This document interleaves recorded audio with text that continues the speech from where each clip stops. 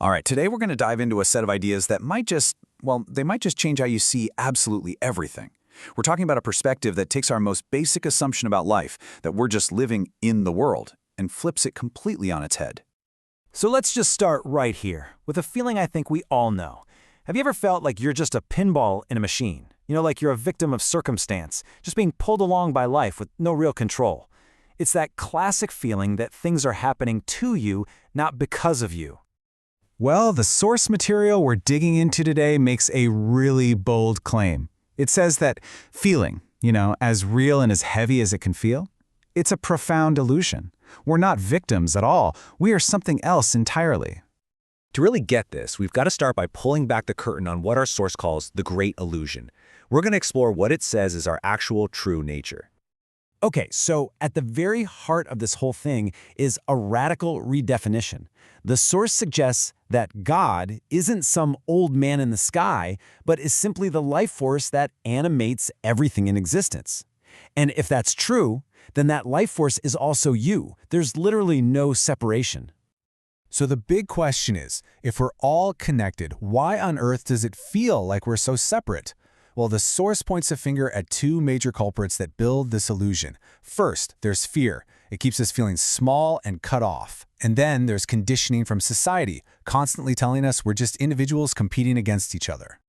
And all of this leads to a fundamental identity shift. I mean, a massive one. It's about moving from that passive victim mentality to reclaiming your role as the active, powerful creator of your experience. The idea is the power's been yours the whole time. Okay, so if we're creators, what are the rules of creation? This brings us to the next big idea, the framework. And it's a surprising one. It's a life without any rules. Now, I know, that sounds kind of chaotic, so let's break down what that really means.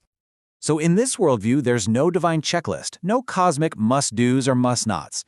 The whole idea of requirements gets thrown out and replaced with one powerful thing, choice. Every path you could possibly take isn't right or wrong. It's just a choice that leads to a different kind of experience. This also completely changes the game when it comes to judgment. The universe isn't some scorekeeper waiting to punish you. Nope. Instead, every single action just has a natural, totally neutral consequence. It's pure cause and effect. You make a choice, and you get the result of that choice. Simple as that.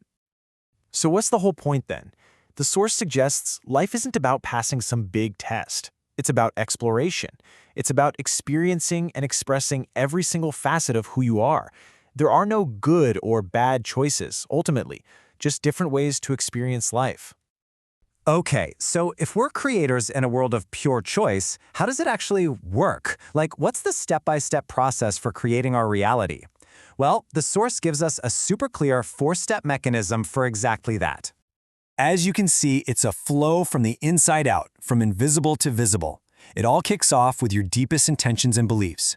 Those beliefs are like the soil that then sprouts your thoughts.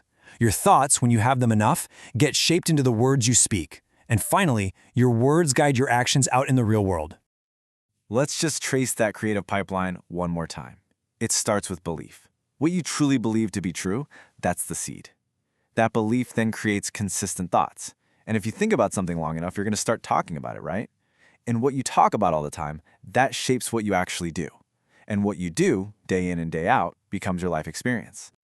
So this brings us to the final piece of the puzzle, and maybe the most mind-blowing one. If we're these powerful creators, what's the destination? What's the real point of all this, according to this perspective? First off, it takes a really common idea that life is a school and we're here to learn lessons, and it throws it right out the window. The source basically asks, why would you need to be taught something that, at your very core, you already are? And this is the absolute heart of it all. The journey of life isn't about struggling and striving to become more worthy, more spiritual, or more complete. The whole idea is that you already are all of those things, right now. So if life isn't about learning, then what is it? It's about remembering. That's it. Just remembering that true nature we talked about at the beginning, the creator, the unified life force, and then having fun finding millions of ways to express that truth in your life. And this brings us right back around to where all the power is, with you and your choices.